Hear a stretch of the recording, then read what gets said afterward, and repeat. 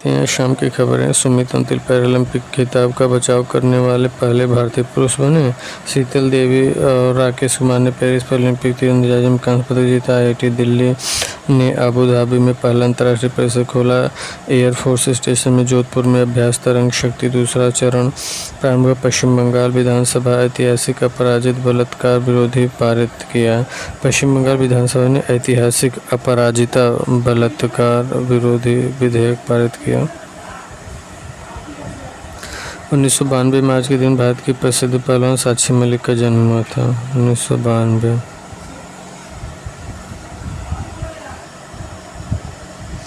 भूजल में फ्लोराइड संदूषण। भूजल में फ्लोराइड संदूषण। राष्ट्रीय पेयजल सीमा। भूजल में फ्लोराइड की जल सीमा 150 मिलीग्राम प्रति लीटर है। इन्हें भी जानिए HDFC बैंक। शशिधर जगदीशन मुख्यालय मुंबई।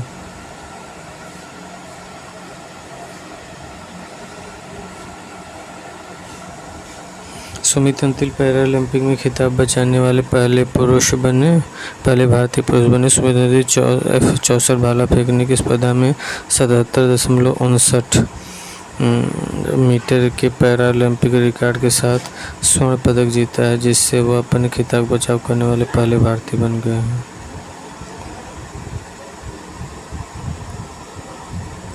अंतिल टोक्यो में अपने पैरालंपिक रिकॉर्ड 68.75 को पीछे छोड़ते हुए 73.29 मीटर का विश्व रिकॉर्ड बनाया।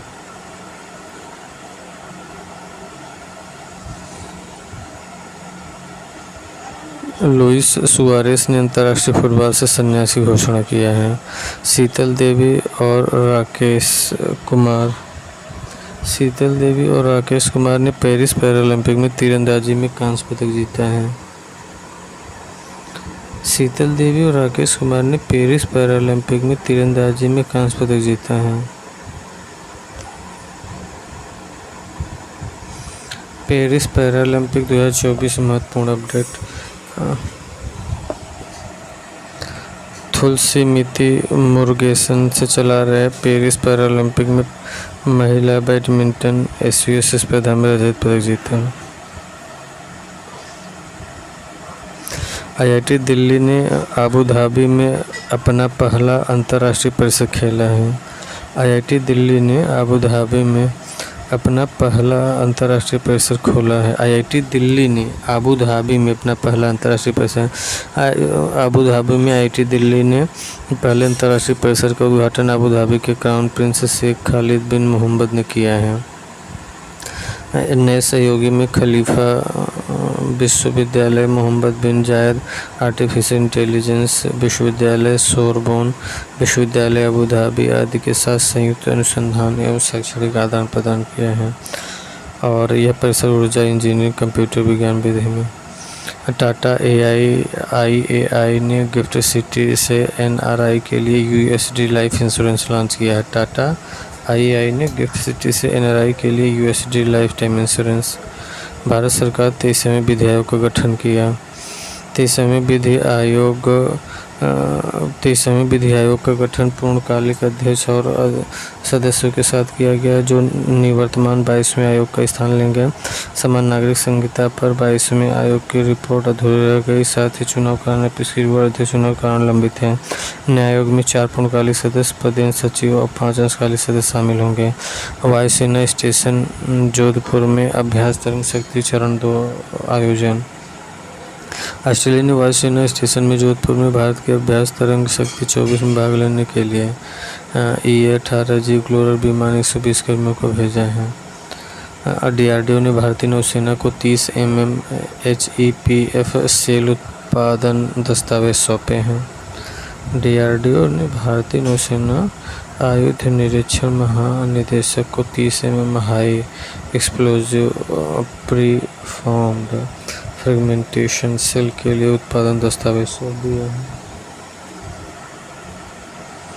पश्चिम बंगाल विधानसभा ऐतिहासिक अपराजिता बलात्कार विरोधी विधेयक पारित किया। पश्चिम बंगाल ने बलात्कार और यौन अपराधों पर केंद्रीय कानूनों में संशोधन करते हुए अपराजिता महिला एवं बाल विधेयक पारित किया। इस विधेयक में बलात्कार के परिणाम स्वरूप मृत्यु या वानस्पतिक अवस्था में जाने पर मृत्युदंड इस विधेयक में बलात्कार के परिणाम स्वरूप मृत्यु या वानस्पतिक अवस्था में जाने पर मृत्युदंड और अन्य बलात्कार के मामलों में पैरोल के बिना आजीवन कारावास का प्रावधान होगा।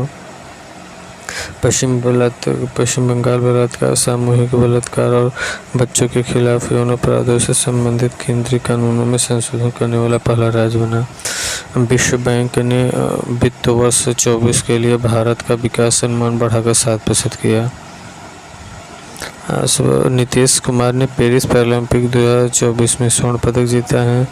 वी सतीश कुमार ने इंडियन ऑयल के चेयरमैन का अतिरिक्त कार्यभार संभाला है। भारतीय वायुसेना का P-81 अभ्यास वरुण के लिए फ्रांस पहुंचा। कैबिनेट ने किसानों के जीवन को बेहतर बनाने के लिए 7 योजनाओं को मंजूरी दी। एग्री श्योर फंड और कृषि निवेश पोर्टल लॉन्च किया है।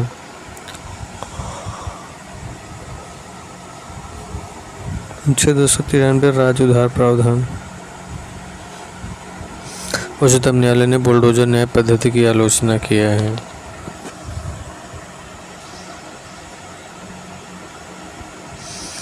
नीतीश कुमार ने पेरिस पैरालंपिक 2024 में स्वर्ण पदक जीता।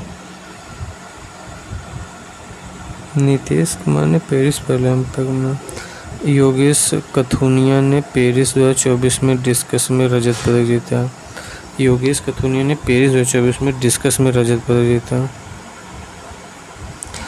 वी सतीश कुमार ने इंडियन ऑयल के अध्यक्ष का अतिरिक्त प्रभार संभाला। केंद्र ने 2,817 करोड़ रुपए के डिजिटल कृषि निवेश को मंजूरी दिया।